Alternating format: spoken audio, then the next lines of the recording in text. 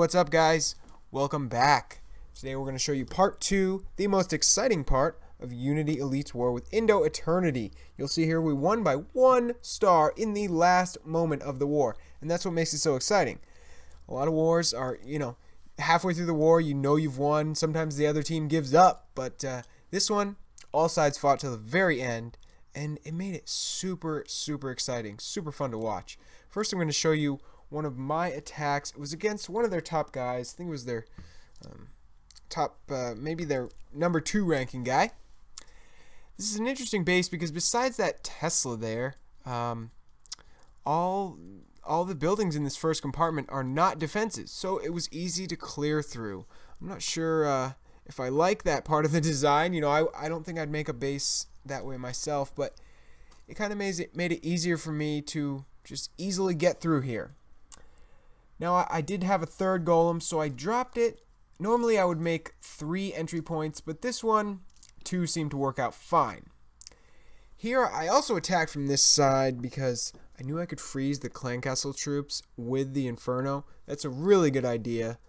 Then lightning them, but then you won't miss as many. If you've ever tried to lightning clan castle troops as they're coming towards you, sometimes you can miss half of them, and it can ruin your raid. I mean, it's a waste of a lightning spell almost. So, I was able to freeze and lightning them. See here, I got a lot of power coming through the core here. A lot of my wizards are still alive. That's really good. P.E.K.K.A.s, golems, and heroes are doing well up in the front, dealing a lot of damage, and there's not, after that one wall they just broke, there's not much more walls to break. The rest is one compartment, and I can just sail up through. Those Teslas are going to be pretty devastating to my P.E.K.K.A.s. I wish they weren't there. I might have gotten a 3-star, but if the Teslas were at the bottom, they might have given me trouble there. So all in all, I think this was a good base design. It wasn't easy by any means. I think if I had attacked the top, this might have not gone so well, because you see there's a lot of hidden surprises up top. There's even that Tesla outside that would have prevented me from luring the troops. Luckily, I don't typically rely on luring unless it's a really good base for a jump spell. Normally, I just bring 1 lightning spell, 2 rage, and 2 freeze. It's a really safe spell composition. So next I want to show you guys the great attacks that happened in the last 5 minutes of the war. El Mariachi here, he's one of our premier attackers. He usually puts up 5 to 6 stars in most wars. So when he hadn't done his second attack, we were concerned. It was coming down to the last half hour of war.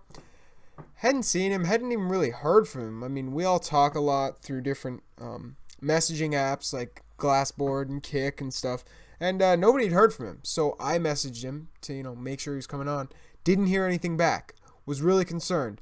Then with 5 minutes left to go, he comes on and we see he's attacking. He didn't even say anything. He just rushed in to attack. So maybe he was out drinking or partying or just sleeping. I don't really know.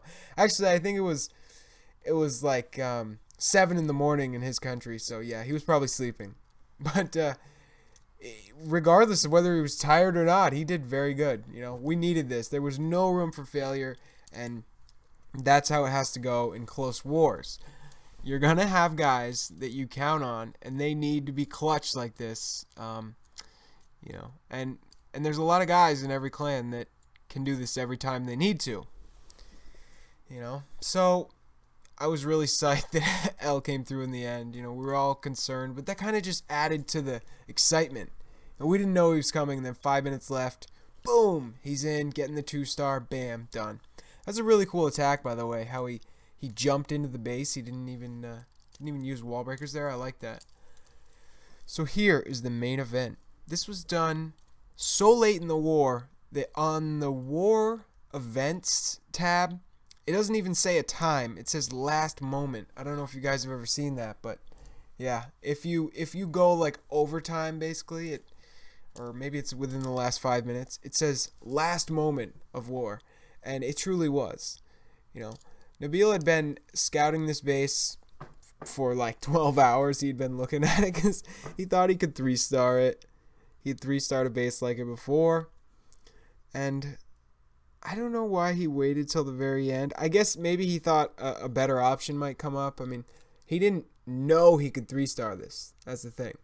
And this isn't by any means a definite 3-star army. He's doing like a go wee wee go wipe army, and that doesn't always get 3 stars. It's a great army for almost always getting 2 stars, but the 3 is, it has a lot to do with base design, but a lot to do with luck. Sometimes your troops just don't exactly do what you need them to do.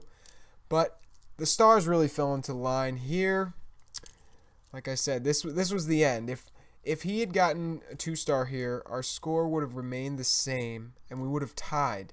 I don't know if you guys have ever tied in a clan war, but it's basically like losing. You don't get the loot, and you don't get a win. So, nothing changes. It's just like a loss.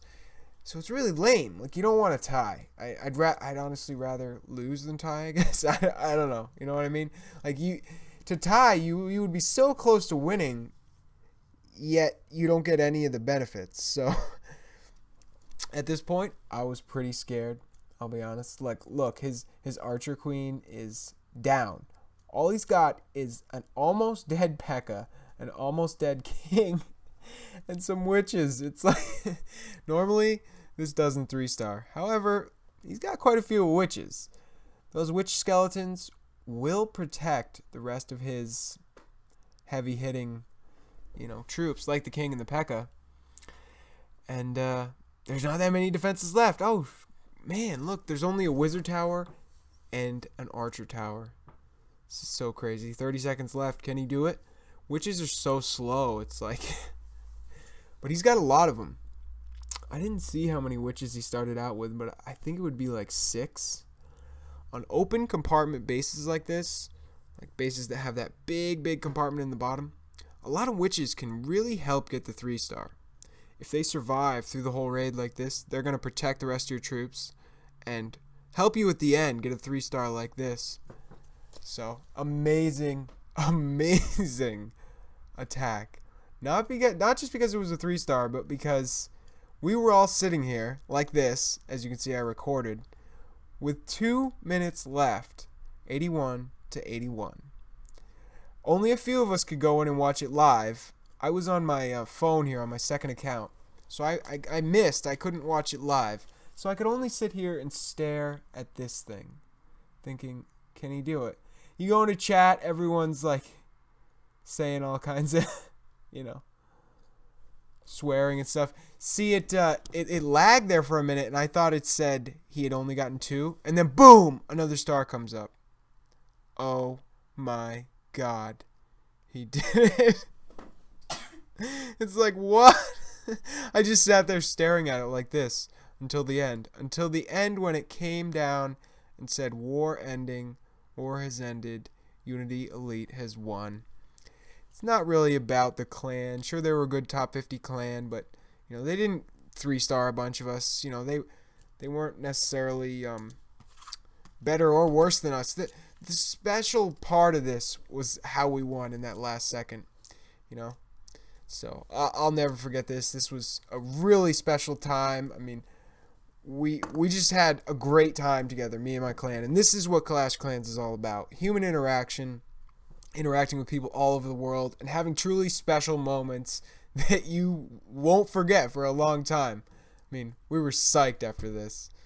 So that's it for today's video, guys. Thanks for watching and checking this awesome war out. I will see you next time. Peace.